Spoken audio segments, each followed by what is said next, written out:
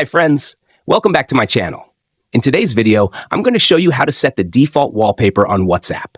If you're new here, don't forget to subscribe and give this video a thumbs up. Now, let's dive in. Step 1. First, unlock your Nothing phone and open the WhatsApp application. Once inside, you'll see the main screen with your Chats menu. Step 2. Now, look at the top right of your screen, where you'll find 3 vertical dots. This is the menu icon. Tap on them. Step 3. Next, locate the Settings option and tap on it. Step 4. Now locate the Chats option and tap on it. Step 5. Next, locate the Wallpaper option and tap on it, then select the Change option. Step 6. Now locate the default wallpaper option and tap on it. Step 7. For the last and most important step, select the Set Wallpaper option to set the default wallpaper on WhatsApp instantly. If you found this tutorial helpful, don't forget to give it a thumbs up and subscribe to my channel for more great tips. Thanks for watching.